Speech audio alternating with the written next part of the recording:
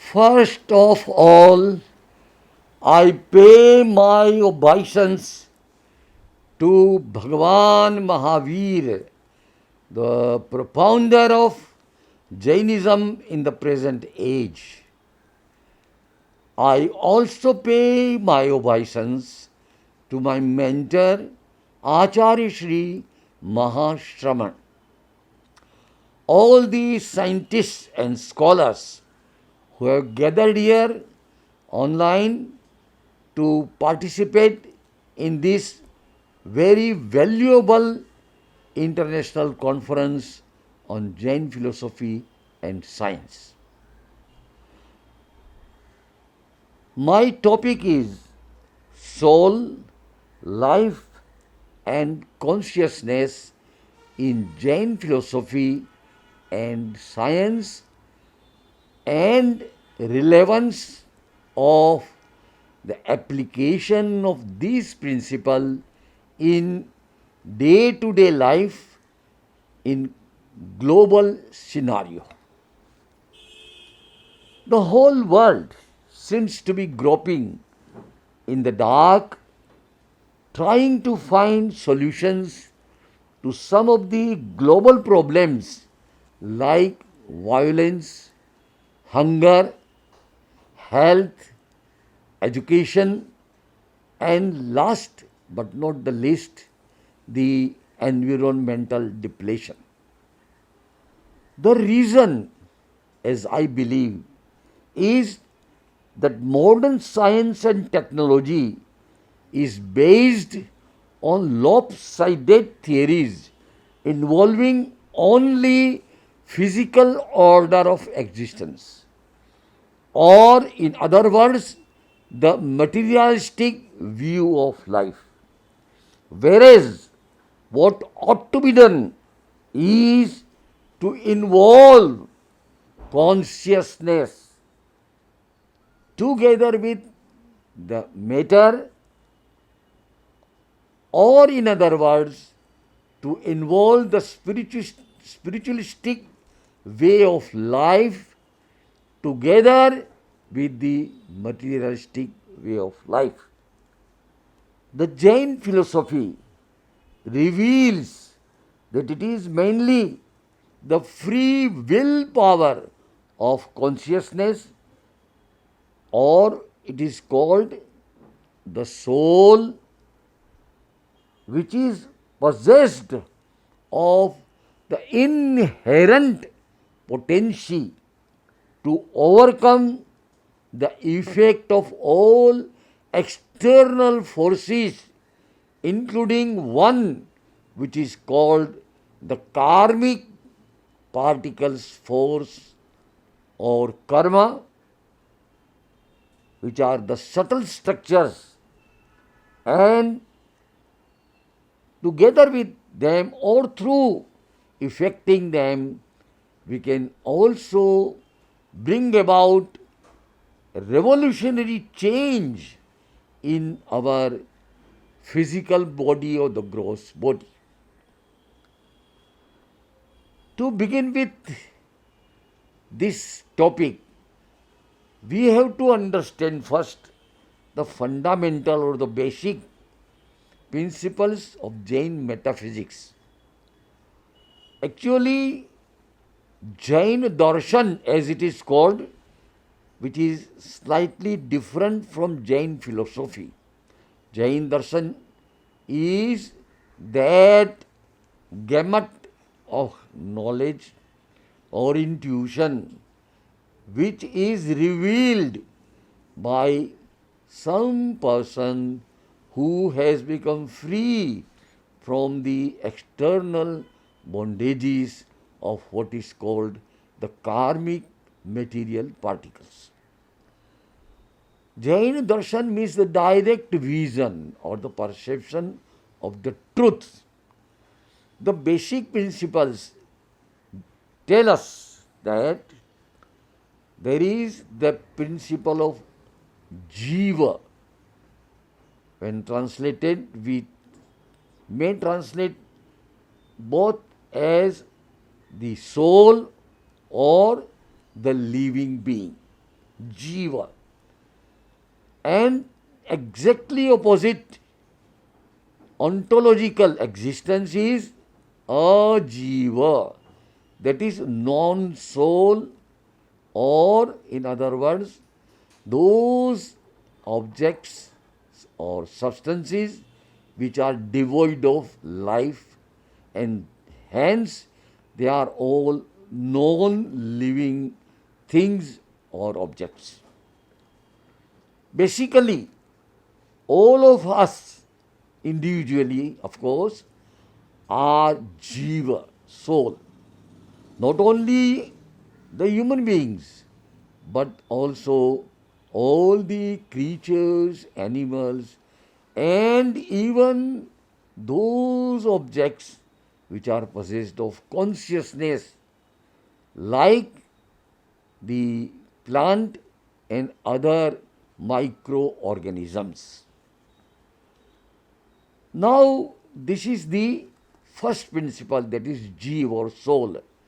The defining characteristic of the soul is it is possessed of what is called as the upayoga, uvaog lakhano jivo, upayoga, which means the activities of consciousness.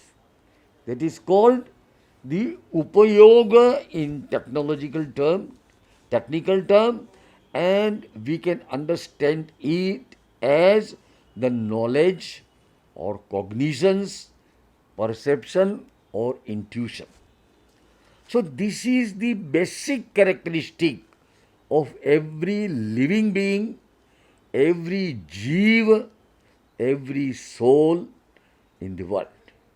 According to the ontological principles of Jainism, the number of such living beings is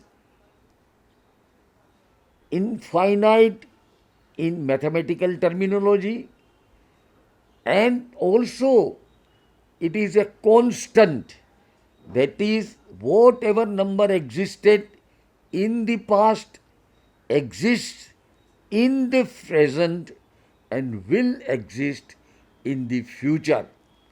In other words, we can correlate it with the principle of conservation of mass and energy accepted in modern physics. Here we have to understand that when we say energy, it includes all the spiritual substances which are energetic in themselves. Spiritual energy is existing in each living being, and therefore we can say that principle of conservation of all living beings. This is the basic idea of Jain metaphysics. Secondly, in Jain metaphysics, with respect to time, it is asserted or believed that the existence of soul and non soul, both, is eternal. No new soul is created or can be created, just like no new matter or energy can be created. Both are same.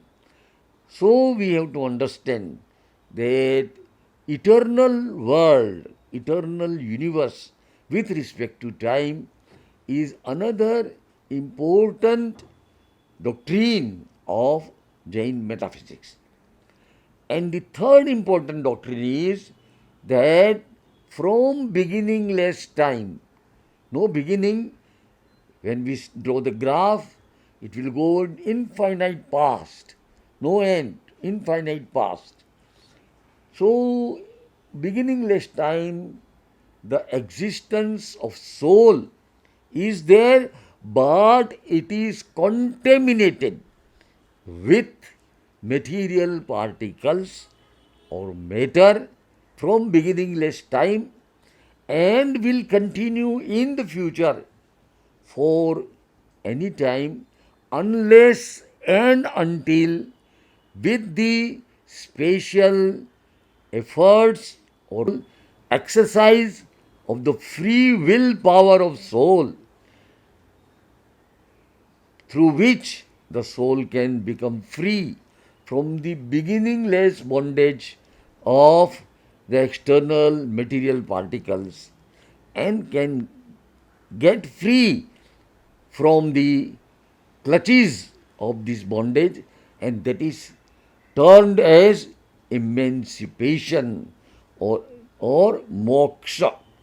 So concept of moksha is that only some living beings exercise their free will power, and through proper efforts they become free from the clutches of the external bondage, while the remaining one who cannot do so will always remain in the world of transmigration in this universe, and it will go on forever and forever without any end. Now we come to the point that the main problems today which we see in the whole global scenario, they are violence either in personal life or inter or intrapersonal life, in familial life, in social life, in national life, and international life all over the world.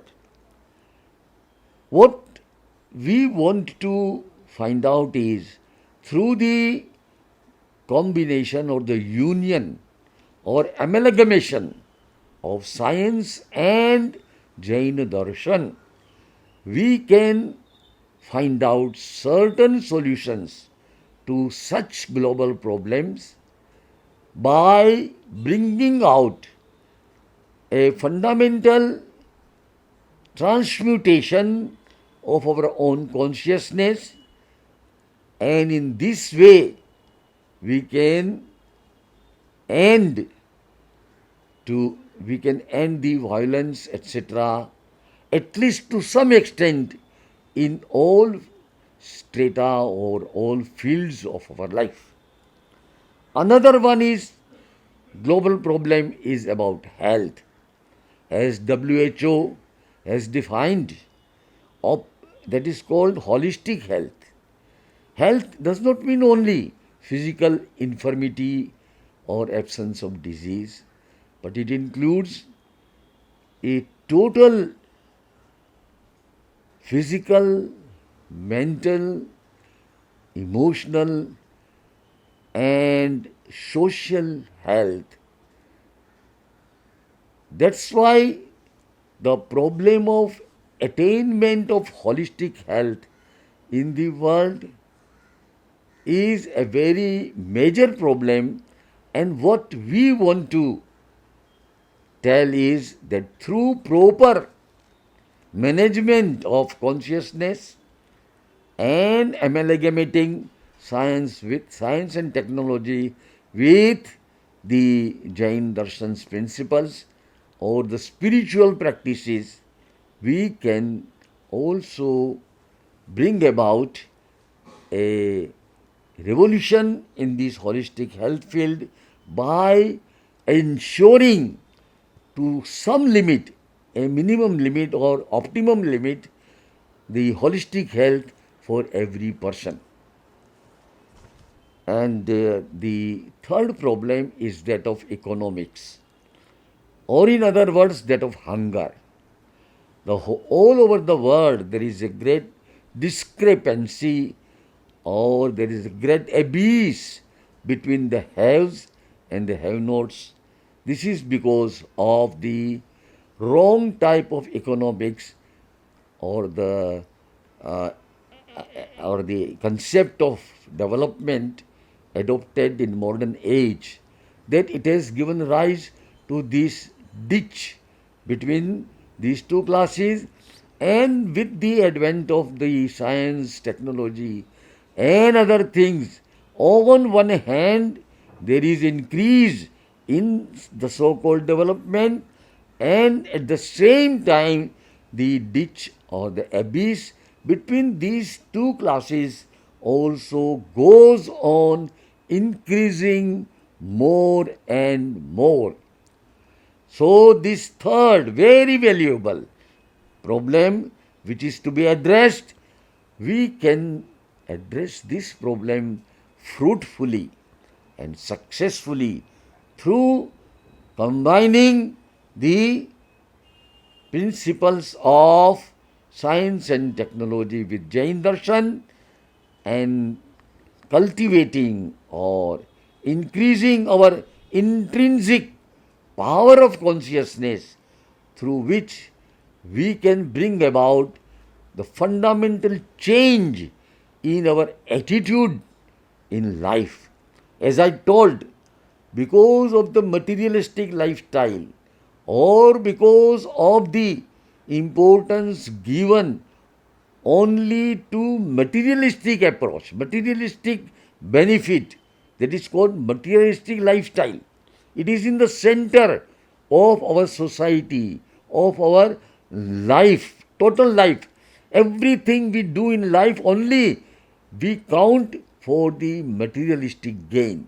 We neglect all other things, the so called values, the human values, the social values, etc., and so on and so forth. We neglect them. Almost many of us.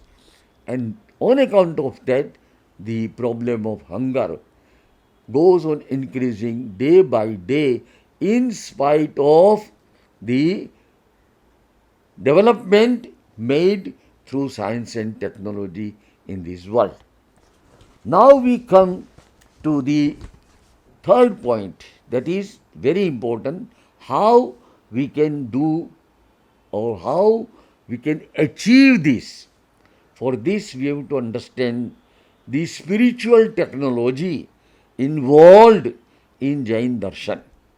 Jain Darshan, as I have told, fundamentally believes that there is soul which is the main or the principal existence in ourself, in every living being, whether man, whether creature, animal, insect, or even plant or other microorganism. There is one entity, main principal entity, which is soul.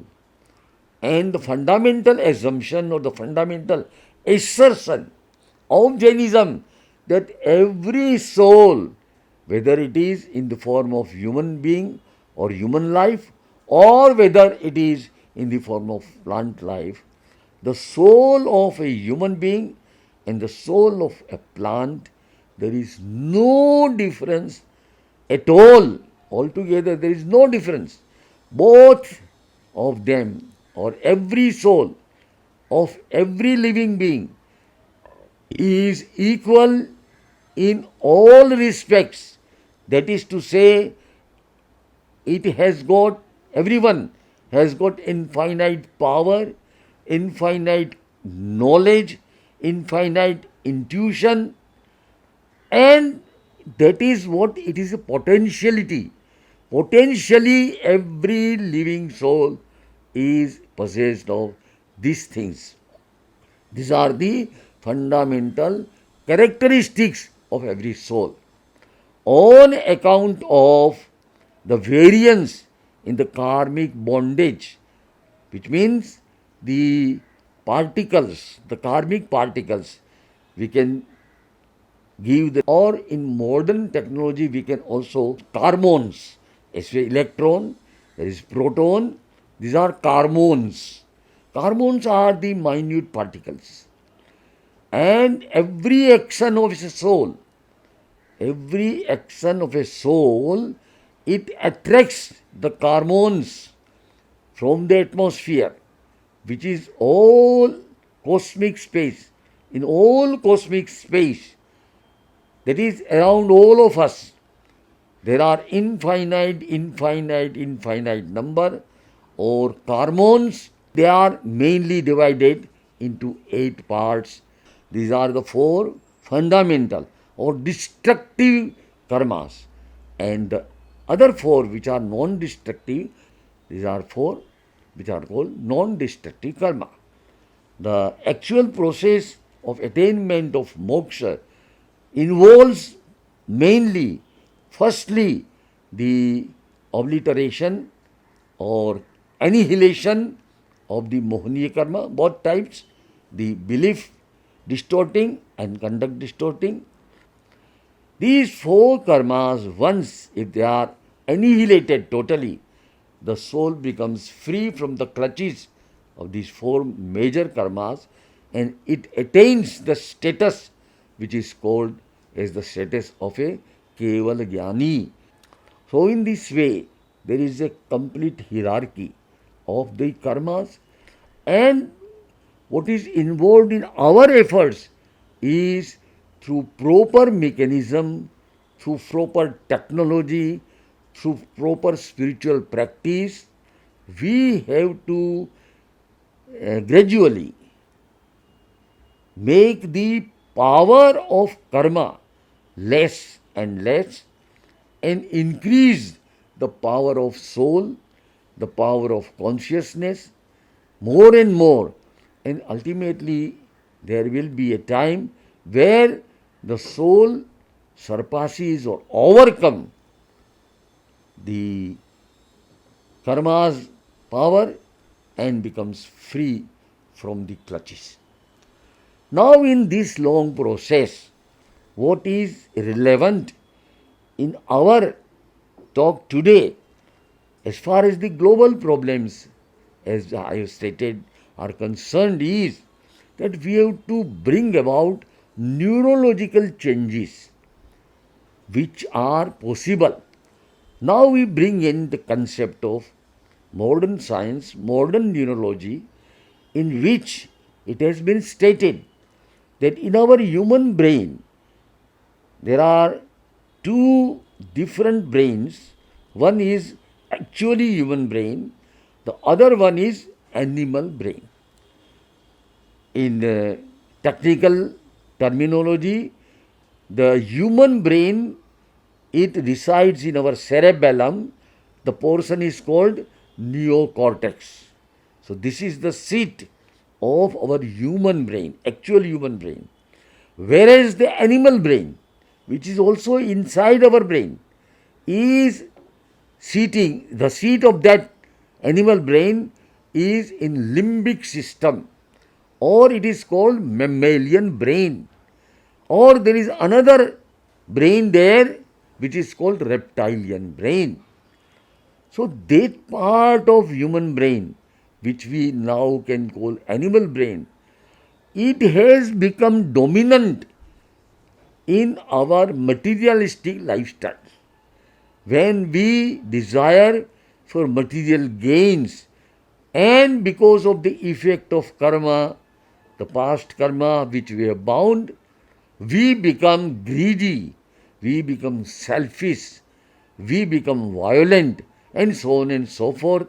And therefore, all the problems we create ourselves in the world only for gaining the materialistic benefit, the materialistic way of life we want to make more and more flourish. Now, when we apply the consciousness power, the spiritual technology, and we do not neglect the matter or the body from its disease in the same way. When we practice the spiritual technology, what I mean by spiritual technology are those practices, those very, very scientifically defined, scientifically they are provable, those things, those practices, those exercises, they may be mental exercise, maybe physical exercise, in any form, it may be meditation, it may be yoga, it may be fasting, it may be autosuggestion, and so on and so forth. All these things are spiritual exercises, spiritual technology, which holds the key to bringing about the neurological changes. So, what I was going to tell you is that we should increase the power of wisdom which resides in our neocortex. and we should try to overcome the dictates of mammalian brain or reptilian brain, limbic system, which exercises its power through hypothalamus, amygdala, and such other places in our frontal lobe. So the whole thing comes down to the neurological changes which we have to bring about through, and if we become successful in that, we can reduce the destructive emotions, anger, cruelty, contempt, hatred, jealousy, selfishness, utter selfishness, greediness. All these are negative thoughts, negative emotions. They not only disturb our familial, social, and national, international life, but also our personal or our spiritual life mainly. And thus, if we become successful in overcoming these mechanism here, which is going on autonomous system. The limbic system, although under the surveillance of the neocortex, but because of this distortion of power, now it dictates to the neocortex that neocortex should indulge in violence, in negative thoughts, in negative action, in negative emotions, in destructive emotion, and thus try to become free from the temporary problem which is created, but it results in bringing out many other problems as we see in the world today. So I want to make it clear that if this can be done, and it should be also tested, it should be proved on scientifically accepted methods or technology, which we for example say in the laboratory tests or in other tests, neurological tests, if we can prove that by certain type of what we call as contemplation qua compassion, contemplation qua friendliness, contemplation qua non-violence, contemplation qua continence. These are the types of spiritual technology, spiritual practices. There is a systematic method, technology. It is to be learned. And for learning, proper training is required. If proper training is given, if people learn within themselves how to make this technology, this exercise successful, bring about the result, it is sure. And then in laboratory, we have to test, we have to make a scientific experiments and observation and testing and the results and all the parameters which are involved, whatever they are, they may be physical ones or other biochemical ones or other things, and find out that through these kinds of contemplation or such other spiritual technologies, spiritual practices, whether we become success in bringing about the fundamental change in our autonomous system, in the play of the instincts or the animal instincts ruling or ordering or dictating our neocortex, we make it reverse. Now the neocortex, the wisdom there, the knowledge there, the power of consciousness there, that decide, and that will never decide in favor of destructive emotion or the negative emotion. Against the anger, the neocortex will always decide for forgiveness and forbearance. Against the greediness, the neocortex will decide for contentment. Against the selfishness and utter greediness, the neocortex will decide for altruism and consideration for other people. Like this, if we go further, we can bring about a revolutionary change in the field of, say, the materialistic life is now sent to the periphery.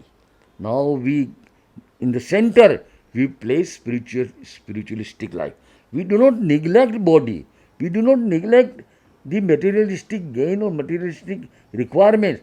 Just we give prominence to spiritual one, and subsidiarily we also take help of the body, of the material things, of the things which can become helpful in elevating our spiritual faculties, our spiritual power.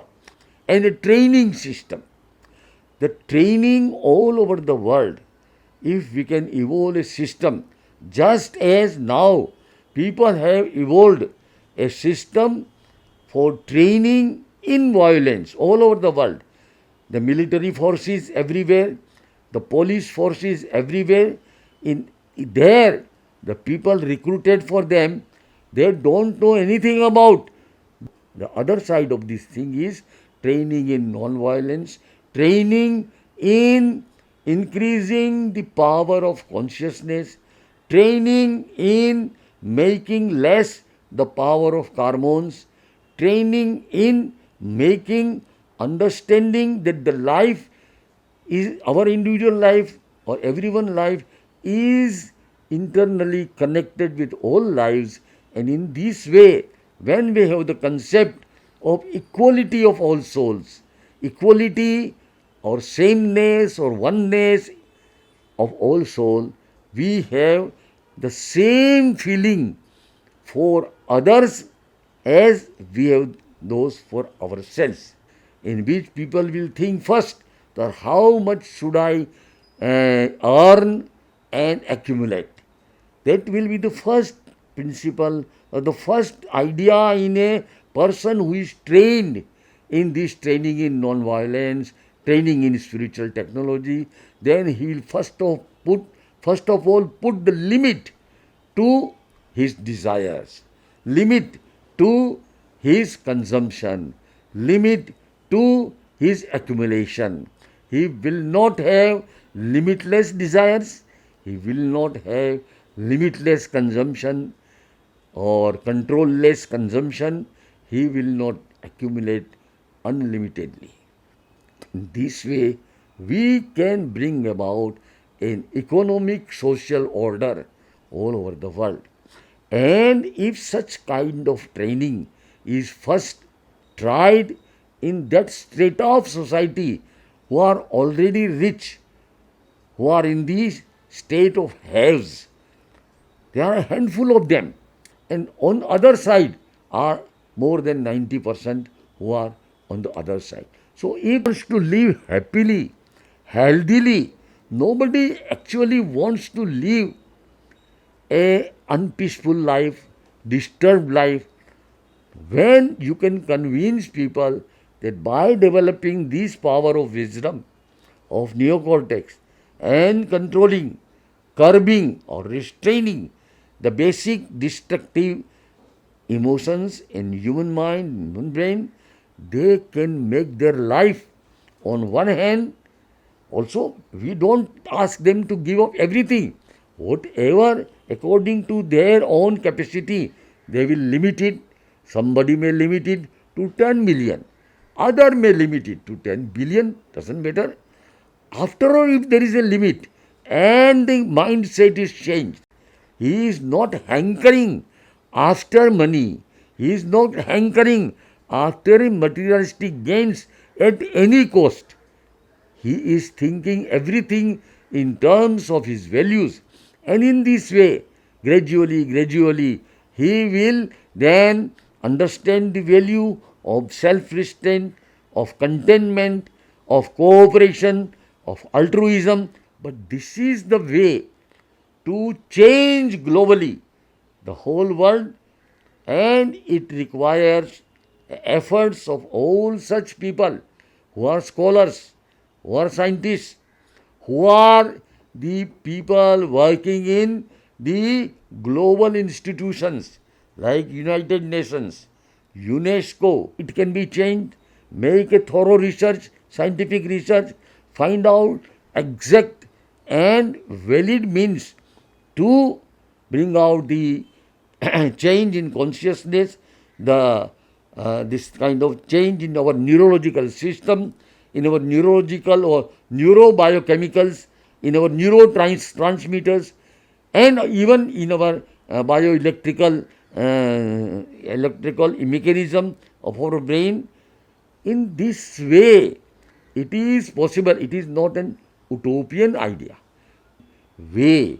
This is the modern way. This is the modern breakthrough which we can bring about if we can properly work on this, and ultimately if we can evolve such universal global education system, then we can apply it to every field of life. In formal education, from the very first day the child enters into the school, which is called as nursing or KG, from that state only, right up to the post graduation and postdoctoral stage, informal education. And in informal education, we may have such schools of training, and also together with that, we can join together with wisdom in the short term course, in which the wisdom exercises are given. At the same time, whatever career he is following, some few formulas, few hints. Every career, maybe a driver's career, maybe a doctor's career, maybe a teacher's career, and so on and so forth. Every career we can link the wisdom training, which we call how to create wisdom, how to awaken wisdom. It is called pragya, it is called vivek, it is the neocortex play. So through this, if in all states there may be 100, 200 such schools, schools of business, etc., in which the career development together with wisdom development, the training could go on, and people can learn to earn more as well as to put resistance or control, curb over their own negative thinking, negative emotion, and in this way, whole lifestyle will change, and then there is no question of warfare. If in the world people are given training of this type, ultimately all the people involved in taking national decisions, they are all human beings. If they are all trained in this direction, ultimately no one will opt for war or terrorism or any such anti-humanistic affairs which are going on now. So world can be made free from all these things: warfare, terrorism, violence, cruelty, etc. on one hand, and on other hand we can establish peace, congenial living, congenial family living, congenial social living, communal harmony, religious harmony, and so on and so forth. It may seem utopian, but it is not utopian. It is possible. A new world, and this is what we call as wisdom world. Acharya Sri Tulsi, who propagated Anuvrat, Acharya Sri Mahapragya, who was the founder of Preksha meditation, the main key exercise in the spiritual consciousness awakening or wisdom awakening, and Acharya Sri Mahashramanji through Ahimsa Yatra, a journey on foot round about 50,000 kilometers in 6 years, visiting every place, every village, and asking people to adopt this lifestyle. And in this way, we see the efforts of such selfless people, saints, and sages. Of course, India has been renowned for this, that India is the main center of spiritual wisdom. Besides all Oriental philosophies, Oriental the cultures, they have also prescribed this kind of thing in Japan, etc. And so we can find, we can evolve a common element all over the world in all these things. And whatever is proved and validated on the anvil of science and technology, modern research methodology, it should be adopted, that should be given in training, and thus we can bring about this whole change. I hope that this conference will not limit itself to only what we call as intellectual or academic gimmicks. We are not here concerned only with such things, that what scripture says what and what is what. That is also important, but more important is the application. Whatever principles, whatever theories, whatever practices, whatever spiritual technology, whatever is prescribed, how it can be applied in day-to-day life, in global perspective, and make it sure that it works and people get benefit of all these kind of things. This is our heritage, our spiritual heritage, which we inherit, the whole world inherits from the ancestors. So they have given us, they have worked for it, they made this experimentation by going into forest, by undertaking long austerities, by undertaking meditation, and so on and so forth. They have found these kinds of truths, and they have given to us. Jain Darshan is one of them.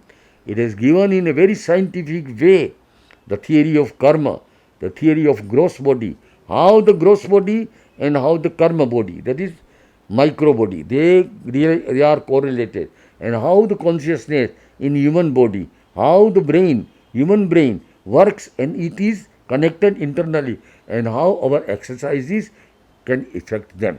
All these things include my address to this plenary session, and I hope that all of us who are here will, in our own way, try to make certain that at the end of the conferences, we should find out a few things, a few spiritual practices, a few things described in Jain philosophy, in Jain darshan, in Jain sadhana paddhati, some spiritual kind of thinking, bhavana, auto-suggestion, many things are applicable to the day-to-day life.